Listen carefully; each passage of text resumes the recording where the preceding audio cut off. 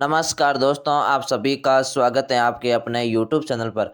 आज हम आपके सामने हाजिर हुए एक नई वीडियो के साथ। आज का वीडियो बहुत इंपॉर्टेंट है। आज हम बात करेंगे राजस्थान अर्धवार्षिक परीक्षा 2023। जी हाँ, आपकी अर्धवार्षिक परीक्षाएं जो कि 11 दिसंबर शुरू हो चुकी है, उसके लिए आज हम कक्षा 11वीं के हिंदी साहित्य के पेपर के साथ हाजिर हुए हैं।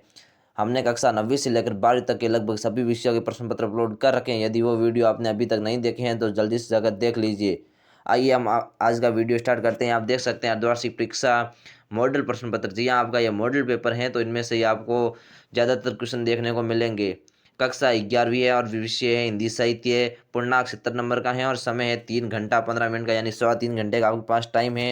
यहाँ पर आप खंड अ देख सकते हैं, जिसमें निम्नलिखित गद्यांश की प्रसंग सहित व्याख्या कीजिए। आपको गद्यांश की प्रसंग व्याख्या करनी है, तो इसको आप आराम से कर सकते हैं, आपके पाठ्य पुस्तक में से ही दिया गया है। इसके बाद दूसरा सवाल है कि निम्नलिखित अपठित काव्यांश को ध्यानपूर्वक पढ़कर आपको काव्यांश को ध्यानपूर्वक पढ़कर नीचे दिए गए प्रश्नों को उत्तर देने हैं, तो इसको भी आप आराम से कर सकते हैं। ये 5 नंबर का सवाल है। मैं आपको बड़ा करके काव्यांश बता देता हूँ। इसके नीचे आप सवाल भी देख सकते हैं। जिसमें पहला है कि कवि ने धरती का असली स्वामी किसे बताया है। किसान जुआ किसका रखता है। नई राव की नई रंग की में राव शब्द का अर्थ बताइए। कविता में कवि की कौन सी दृष्टि व्यक्त है।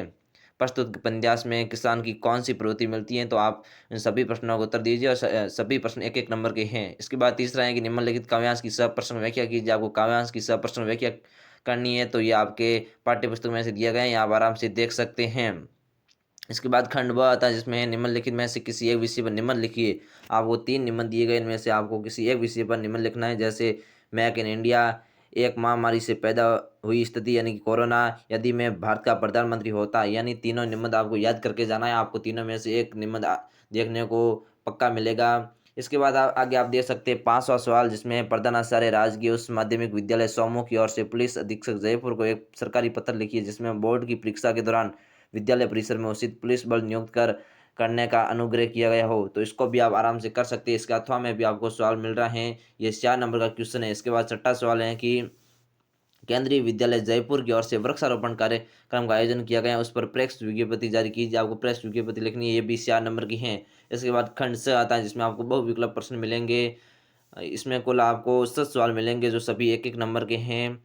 ये आप आराम से देख लीजिए। जैसे हैं कि टॉस बेचने वाले रचना में व्यंग्य प्रहार किया गया, यानी किस पर व्यंग्य प्रहार किया गया है, तो धार्मिक पाखंड पर किया गया है। इसके बाद छठा सवाल भी आप आराम से देख सकते हैं।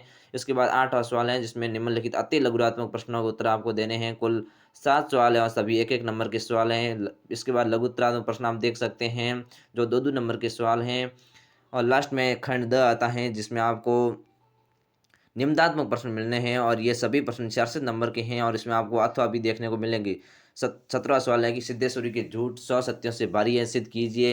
18वां है कि बाला मावो हमारे गहरे पद में कवि ने किस भावना को परिचय दिया है। इसके अथवा में भी सवाल है, अंडे के छिलके में से दिया गया है। 19 सवाल है कि ज्योतिबा फुले ने किस प्रकार के समाज की कल्पना की थी। इसके अथवा में गूंगे कहानी का सवाल है, तो इसको आप आराम से कर सकते हैं। 20वां सवाल है कि कवि देव अथवा लेखक हरिशंकर परसाई का साहित्यिक कृतित्व परिचय दीजिए। आपको एक दोनों में से एक लेखक का कृतित्व और साहित्यिक परिचय देना है, तो इसको आप आराम से दे सकते हैं। यदि आपको कोई डाउट हो तो हमें कमेंट करके ज़रूर पूछ सकते हैं। हम हाजिर होते हैं एक नए वीडियो के साथ। तब तक के लिए जय हिंद, धन्यवाद।